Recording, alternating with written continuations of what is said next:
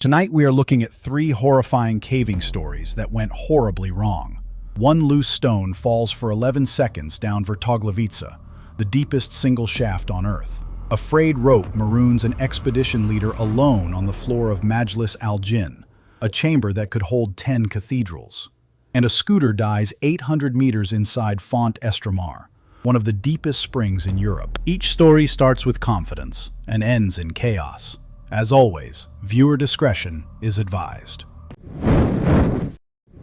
On June 14, 2025, Jonas Pitek stood in the cold wind of the Kanin Massif in Slovenia at the lip of Vrtoglavica, the deepest single vertical drop on Earth. 603 meters of nothing in one unbroken shaft. The name means vertigo. Cavers consider it honest advertising. He and his partner Luca had come to re-rig the shaft for the season. 600 meters of new rope coiled between them in 4 bags. Jonas was 38 years old, an alpine caver who had led rigging teams on both sides of the Kanin border for a decade. His daughter kept a pebble from every cave on her windowsill, and every trip he chose it before the climb out, always the most boring stone he could find. That was the joke between them. The boring ones come home. Here is what you need to understand about a single 600-meter pitch. It is a gun barrel. If you drop a coin at the lip, it lands 19 seconds later at terminal velocity, and there is no ledge, no bend, no shelter on the way down. The wall is polished by a million winters of exactly this. Rigging doctrine on the Kanin is written for it. Nobody moves at the lip while a man is on the rope, and the call out for a falling rock is one word, screamed, in whatever language arrives first. The re-rig ran by the book all morning. Jonas descending first with the bolt kit, placing rebelets every 100 meters, the new rope hissing down the dark below him. By noon, he hung at the 400-meter station, 2 hours deep into the shaft, drilling the last anchor of the day, his headlamp a coin of light Luca could barely find from the lip. At the lip, that is the moment the mountain moved. A slab of frost-shattered limestone the size of a book, resting where it had rested for years, tipped by nothing anyone would ever identify. The winter had already failed that stone, because freeze and thaw pry the Kanin apart one pane at a time. What he didn't know, opening his mouth to scream the word, the stone would fall for 11 seconds. And that stone would end the era of the boring ones coming home. The word went down the shaft ahead of the stone, and Jonas moved into the wall like the doctrine drills it. Rope pulled tight, body pressed flat. Panic never got a vote. There was no time. The stone arrived doing 200 kilometers an hour and struck the wall a meter above him, and the shrapnel of it did what the mountain intended. And this is the part that decides everything in a deep shaft. A falling stone does not need to hit you.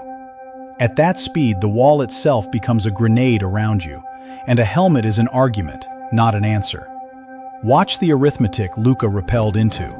A partner silent at 400 meters, lamp still burning.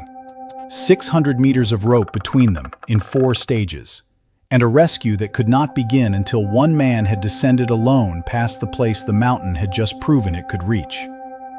Luca went down the new rope talking the whole way, saying his partner's name into the dark on every rebelay, and the shaft gave him back only rope hiss and dripping.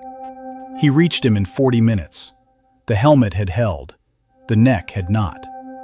Jonas was breathing in long, spaced pulls, unconscious against the wall, his drill still clipped and swinging below him on its lanyard, tapping the rock like a slow clock. Luca rigged the counterweight the way the doctrine drills it, clipped them chest to chest, and began the 200-meter haul to the ledge camp above.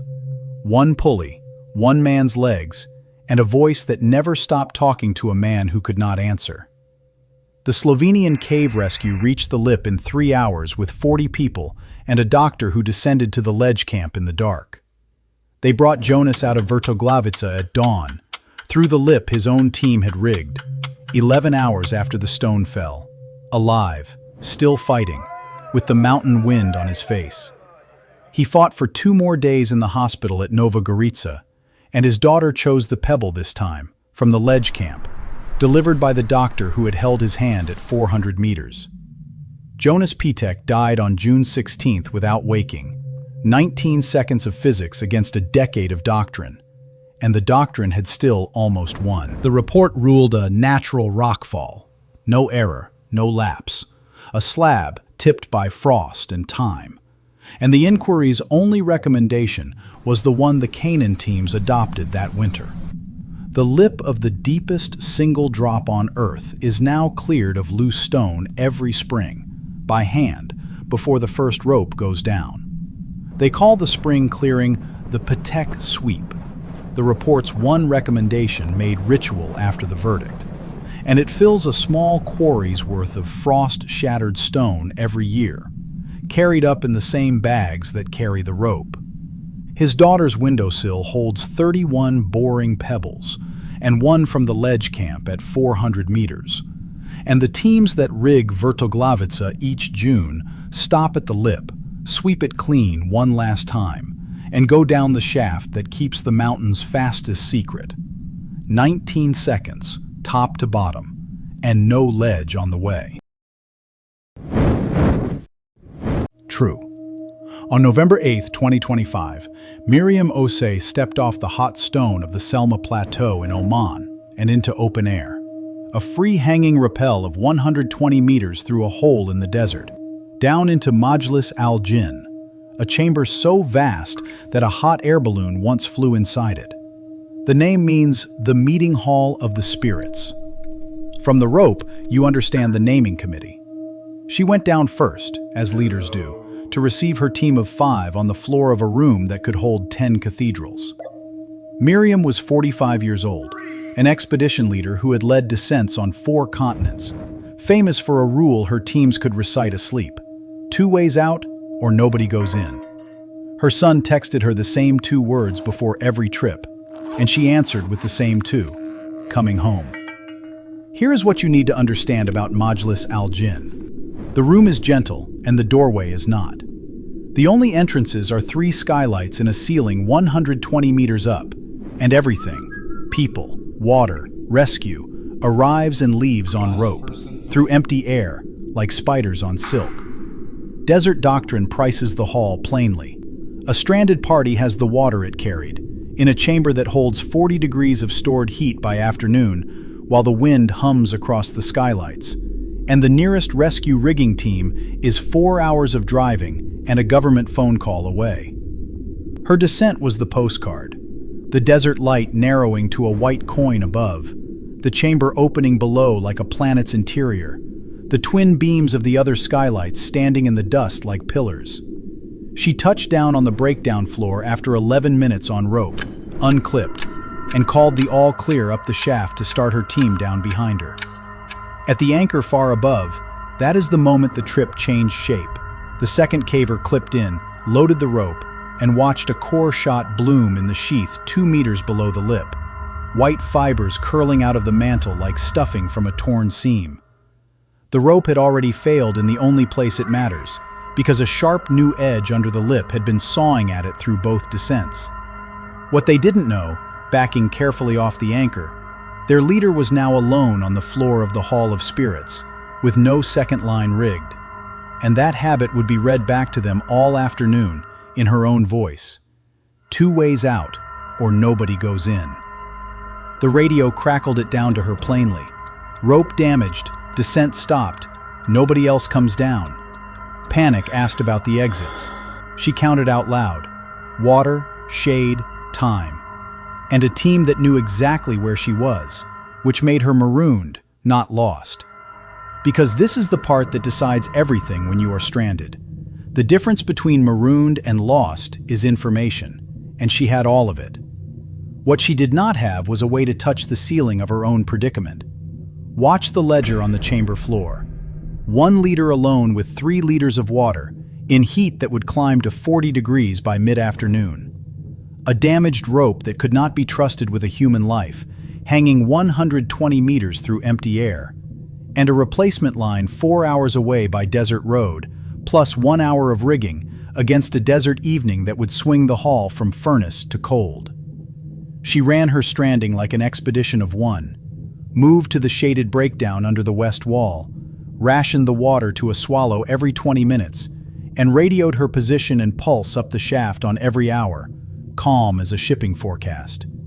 By mid-afternoon, the hull held 41 degrees, and the water was down to 1 liter, and she logged both numbers up the shaft in the same flat voice. The beams from the skylights crossed the floor like slow searchlights as the sun moved, and she tracked the hours by where they touched, the hull's own sundial, older than every clock her team was watching above. At dusk, the heat let go and the cold arrived on schedule, and she put on everything she carried and walked slow circles around a boulder the size of a house, boots scraping the breakdown. She counted laps out loud into the radio, her voice echoing off a wall she could not see, so the team could hear her staying warm. The rigging team from Muscat reached the plateau after dark, ground a new edge roller into place by headlamp, and sent 600 meters of fresh rope down the shaft in 2 lines, her rule, rigged by strangers. Miriam clipped the new line at midnight, 13 hours after she touched the floor, and jugged 120 meters through empty black air toward a ring of headlamps. She paused once, halfway up, to look at the hull by moonlight coming through the skylights. Nobody else has ever had the room to themselves that long. She was rescued without a scratch, and the report ruled that the rope had failed, but the leader had not. The edge damage undetectable from the anchor. The response, textbook. Her own textbook. The stranded party that behaves like an expedition survives like one. The new permanent anchors at Majlis al Jinn carry edge rollers now, and descents rig 2 lines from the first bolt. Her son's text was waiting when she surfaced, same 2 words as always, and she answered it from the lip of the shaft at midnight. Same 2 words as always. The meeting hall of the spirits kept her 13 hours and returned her unharmed, and Miriam tells the story her own way at every briefing since. The hall was a perfect host for 13 hours. It just only has the one door, and the door is 120 meters of rope. True. On March 3, 2026, Camille Aubry slipped into the cold blue water of Font Estramar in France, one of the deepest karst springs in Europe, a flooded gallery that has swallowed exploration lines past 260 meters and never shown anyone its end. The spring runs beside a roadside vineyard. Divers call the entrance the doorway, and nobody has ever found the far wall of the house. She rode in on twin tanks behind a scooter with a survey slate and a plan. 800 meters along the main line at 40 meters depth with the deco schedule taped to her wrist. Replace 2 aging line arrows and ride home. Camille was 32 years old, a technical diver who had logged 400 cave dives, half of them behind a scooter. Every winter she re-swam her home cave without the machine, one long, slow lap, and her club asked her why every year. Insurance, she said. Legs are the policy you hope never pays out. Here is what you need to understand about scooter diving in long caves. The machine does not just carry you, it carries your gas plan. A diver on the trigger spends 1/3 of the gas a swimmer spends, and every plan built on the machine assumes the machine.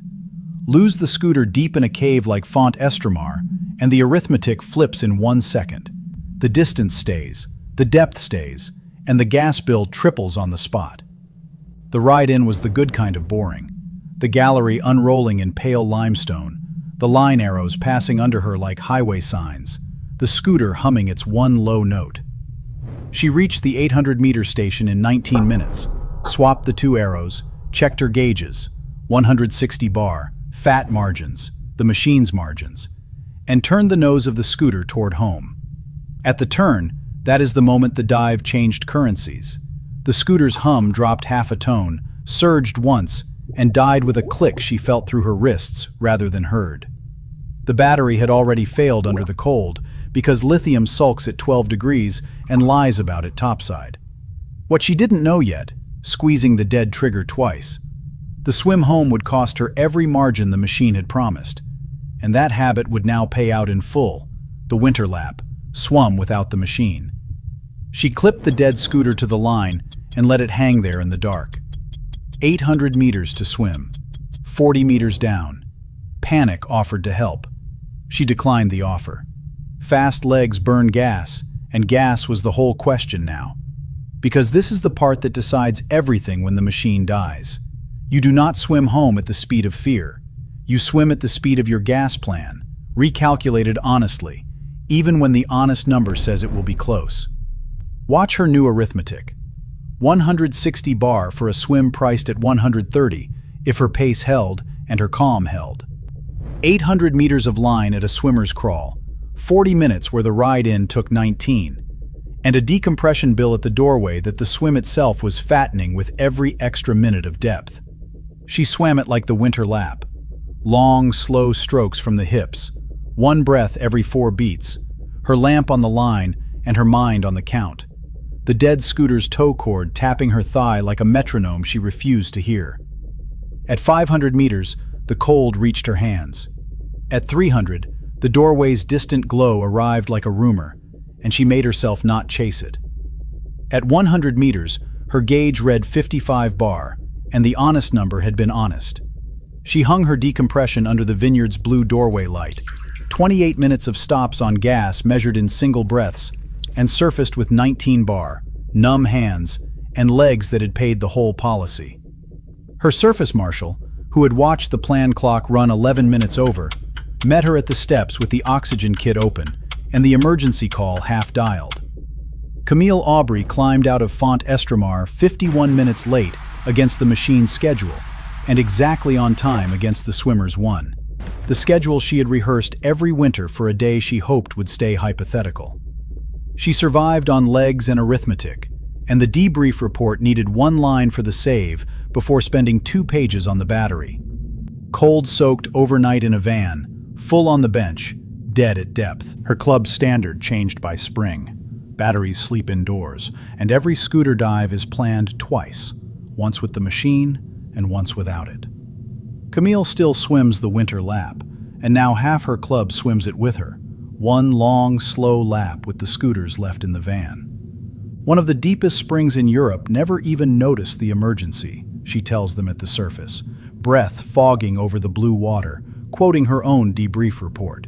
Because a swim you have already rehearsed 100 times is not an emergency. It is a policy, the one she survived on, and hers paid out over 40 minutes at 4 beats a breath.